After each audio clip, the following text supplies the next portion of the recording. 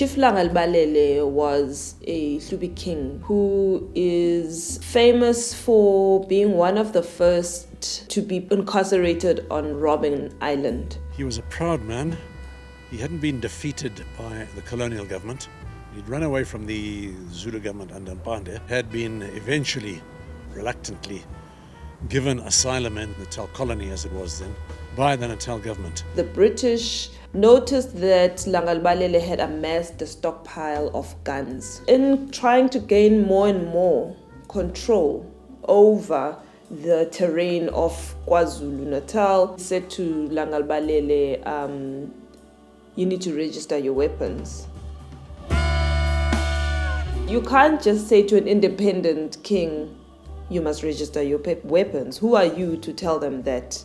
Understandably, uNkosi Langalbalele refused. They then arrested the king, which, if you think about it, was an act of international aggression because you're attacking an independent people and arresting their king. Apparently, Langalbalele was told to plead guilty, and then the evidence was led to prove him guilty, neither under colonial law or in terms of customary law.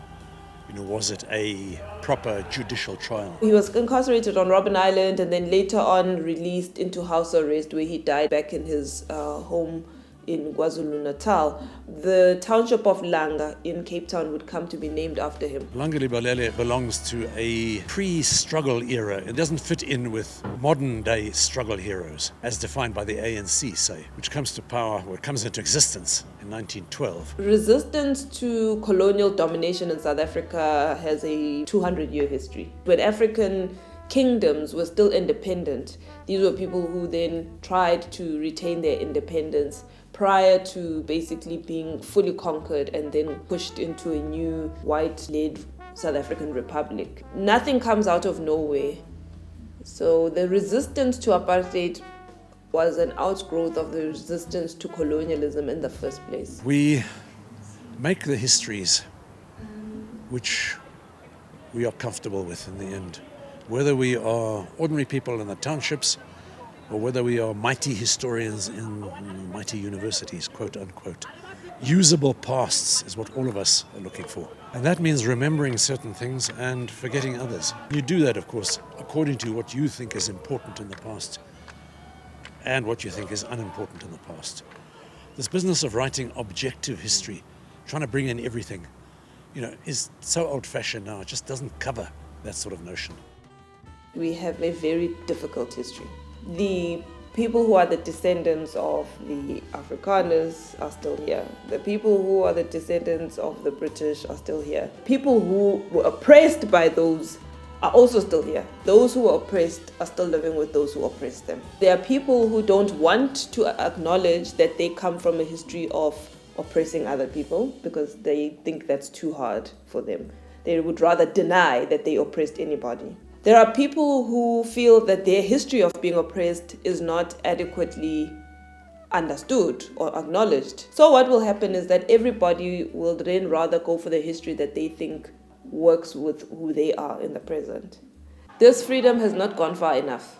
We are suppressed and expected to believe that it's okay in 2015 to have a South African university that has almost 90% white staff and that refuses to transform in effect and just say this is fine. We are grateful that at least we are here. That is not what we want. And on top of that, we want to talk about broader problems in our society. This is just but one. And if this society can just sit here and watch an intellectual institution like a university stay stuck in the past, no wonder this society doesn't work. Back to the city, how you doing? It's literally this party for like-minded people, such as, the hip-hoppers or the new age kids. The whole point of it obviously is to celebrate this thing that we call freedom, and hence it happens on Freedom Day on the 27th of April. The general idea that I have of freedom is being able to express myself without any boundaries, being able to be in a building such as this, to be able to drive the car I want, to be able to socialize with who I want, to achieve, without any disturbance along my journey. You must understand, June 16 is not a day to celebrate. June 16 was a day to mourn because kids died. You know what I'm saying? And nothing really changed. Since Freedom Day, things have never been the same.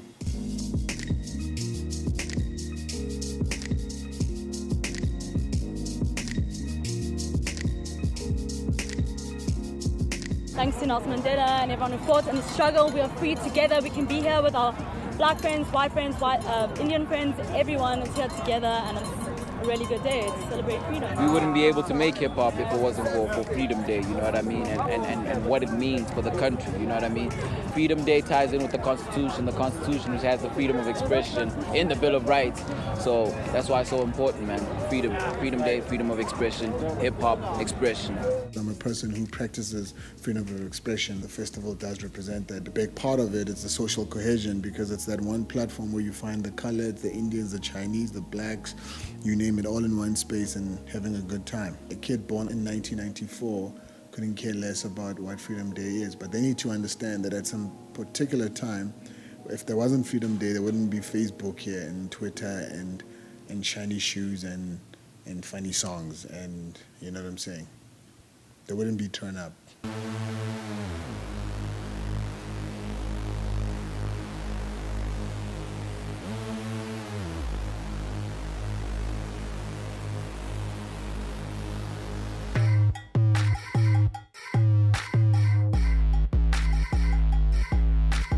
My idea of freedom, the ability to exist in a space and be yourself completely. It really depends on what space you find yourself in. You know, politically, I think we are free, or we have the illusion of being free. Socially, we're not, for instance, you know. We've always been told what our history is, how to think, how to behave in certain ways. The history that we are given, or the history that we ourselves go and find, only also starts at a certain point, you know what I mean? People always think it's a radical departure from the norm. You know, like if I tell you that in Southern Africa, for instance, there used to be great kingdoms. It's easy for us to lose sight of that because systematically those things aren't being given to us. To break down those tribal structures in people's minds is such a hard thing to do because no one is dealing with it. In school, no one is teaching us that, hey, we are all Africans. This is South Africa, that is Swaziland, that is Zimbabwe. And the lines, even if it's very subtle and subliminal, the lines are always drawn. This is us, that's them over there. I honestly don't know how you're going to change the collective direction that people are going in right now. You can't just teach Africa as a whole. You have to unteach racism in South Africa. To unteach racism in South Africa, you have to show all South Africans where the roots of racism are. You have to particularly also teach white South African children whose parents were taught very racist history. You have to teach them the history of Africa in ways that their parents just don't understand. Until you unteach racism and the way it has been embedded in South African history, you can't deal with South Africans' hatred of everyone that just they think is not who they should be. Then you have to also teach all students the history of ideas. The notion that there are people who are of different tribes. What is that? That's what colonialists did. They came here, they said, you are Shangaan, you are Zulu, you are Pedi. Then they divided people. And by doing that, they then said, you are not the same, you are all different. Whereas Africans prior to the coming of colonialists understood themselves in different ways. They understood themselves by clan, not by tribe. They would have understood, I'm Hlubi, so that's a clan. I am Kumalo, that's a clan.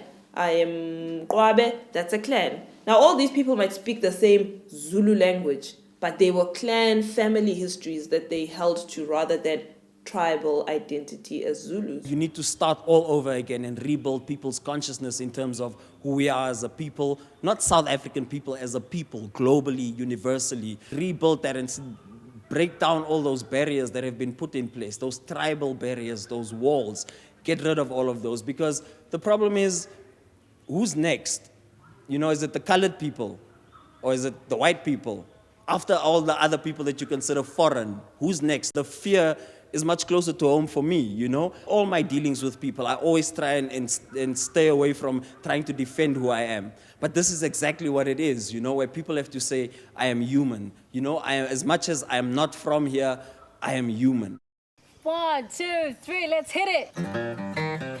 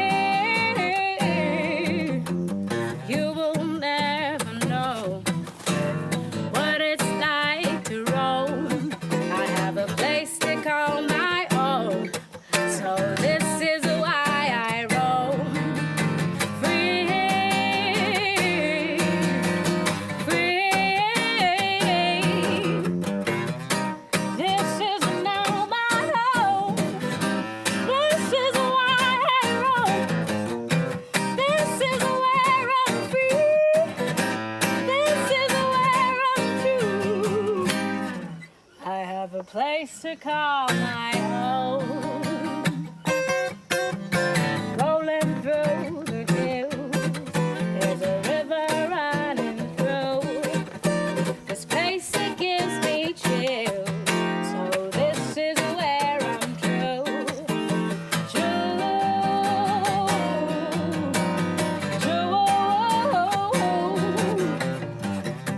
This is now my home. This is where I roam. This is where I'm free. This is where I'm true. I have a place to call my own.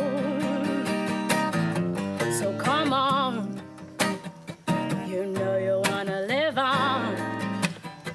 You know you wanna be free. You know you wanna be true. So come on. You know you wanna live on. You know you wanna be free. You know you wanna be true. Do you have a place to call your own? This is now my home. This is where I roam. This is where I'm free. This is where I'm true. This is now my home. This is where I roam. This is where I'm free. This is where I'm true. I have a place to call my own.